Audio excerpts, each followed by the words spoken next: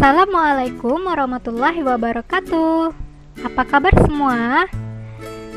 Berjumpa lagi kita dengan materi Tata Surya. Nah, topik yang akan kita bahas di pertemuan kedua Tata Surya ini adalah tentang kondisi bumi, bulan, dan gerhana. Lanjut aja. Yang pertama kita akan bahas tentang kondisi bumi. Nah, setiap hari kita menyaksikan adanya fajar yang terbit dari arah timur dan tenggelam di arah barat, kemudian terjadilah yang namanya malam. Bagaimanakah fenomena ini bisa terjadi? Nah, pasti semua bingung kan? Nah, disinilah kita akan membahas. Yang pertama, karena adanya rotasi bumi. Rotasi bumi merupakan perputaran bumi pada porosnya. Waktu yang diperlukan bumi untuk sekali berputar pada porosnya yaitu 23 jam 56 menit. Bumi berotasi dari barat ke timur. Adapun akibat dari rotasi bumi ini, yang pertama terjadinya siang dan malam, yang kedua gerak semu harian matahari, yang ketiga perbedaan waktu, yang keempat pembelokan arah angin, dan kelima pembelokan arah arus laut. Selanjutnya, karena adanya revolusi bumi. Revolusi bumi adalah perputaran bumi mengelilingi matahari. Waktu yang diperlukan bumi untuk sekali berputar mengelilingi matahari yaitu 365,25 hari atau 1 tahun. Bumi berevolusi dengan arah yang berlawanan dengan arah berputarnya jarum jam. Nah, akibat dari revolusi bumi, yang pertama terjadinya gerak semu tahunan matahari, perbedaan lamanya siang dan malam, serta yang terakhir terjadinya pergantian musim. Selanjutnya, kita bisa melihat di sini ada gambar rotasi bumi. Nah, ini gambar rotasi bumi di mana bumi berputar sesuai dengan porosnya. Yang kedua adalah revolusi bumi. Nah, pada gambar bisa kita lihat bahwa di mana bumi mengelilingi matahari. Nah, kemudian ada benda kecil yang mengelilingi bumi. Nah, itulah dia bulan. Bulan mengelilingi bumi, sedangkan bumi mengelilingi matahari. Selanjutnya, kondisi bulan. Bulan adalah benda langit yang terdekat dengan bumi sekaligus merupakan satelit bumi. Karena bulan merupakan satelit, maka bulan tidak dapat memancarkan cahaya sendiri, melainkan memancarkan cahaya dari matahari. Bulan berputar dan mengelilingi bumi. Bulan melakukan 3 gerakan sekaligus, yaitu rotasi, revolusi, dan bergerak bersama-sama dengan bumi untuk mengelilingi matahari. Kala rotasi bulan sama dengan kala revolusinya terhadap bumi, yaitu 27,3 hari. Oleh karena itu, permukaan bulan yang menghadap bumi selalu sama. Nah, dampak dari pergerakan bulan adalah terjadinya pasang surut air laut.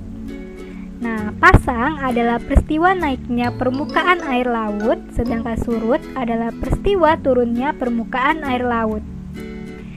Pasang ini terjadi 2, yaitu pasang purnama dan pasang perbani. Pasang purnama dipengaruhi oleh gravitasi bulan dan terjadi ketika bulan purnama. Pasang ini terjadi maksimum ketika terjadi gerhana matahari.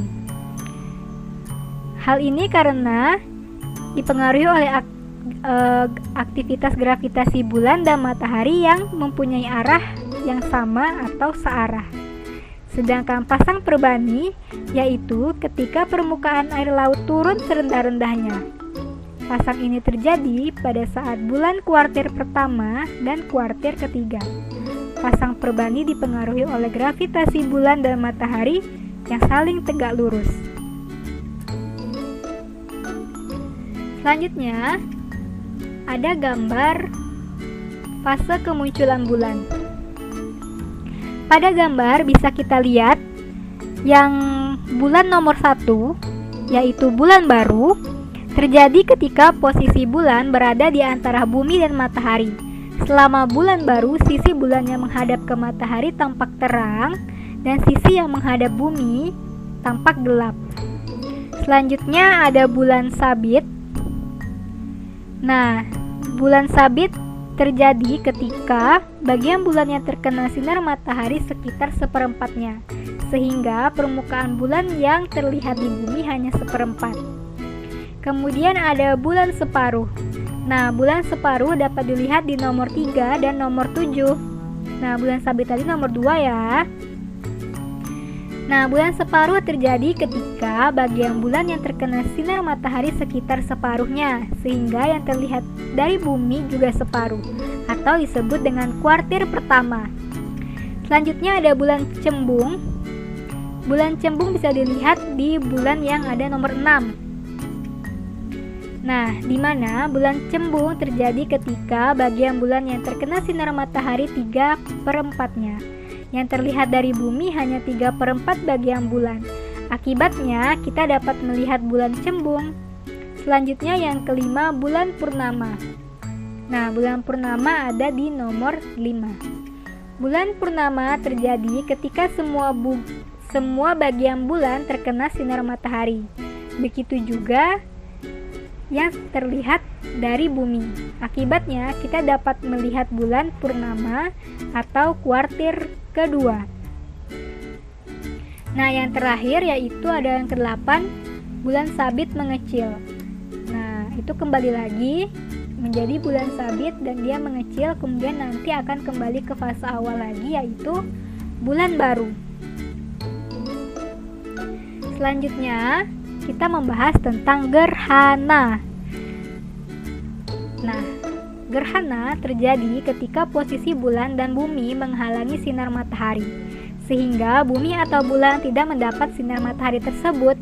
Gerhana juga merupakan akibat dari pergerakan bulan. Ada 2 jenis gerhana, yaitu gerhana matahari dan gerhana bulan.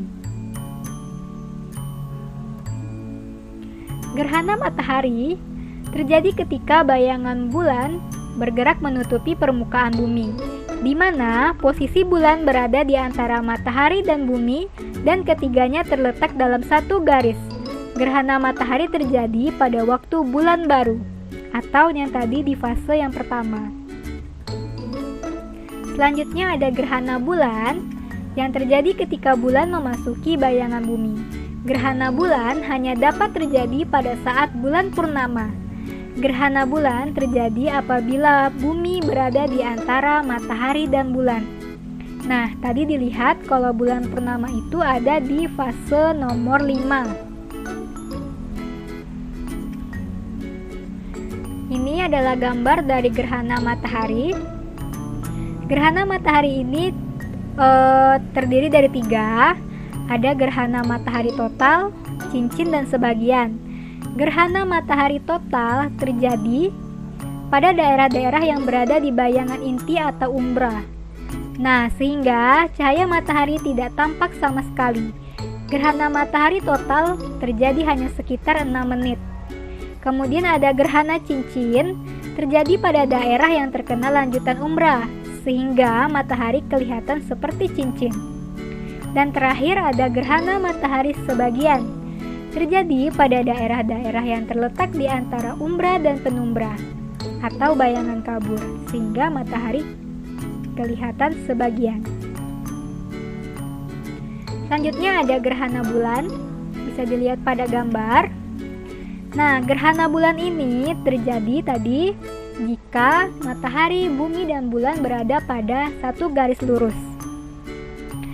Nah, pada waktu seluruh bagian bulan masuk dalam daerah umbra, maka terjadi gerhana bulan total. Proses bulan berada dalam penumbra dapat mencapai 6 jam dan dalam umbra hanya sekitar 40 menit.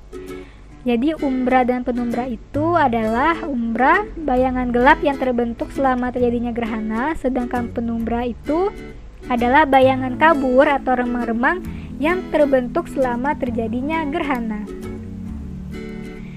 Nah, demikianlah materi kita tentang tata surya.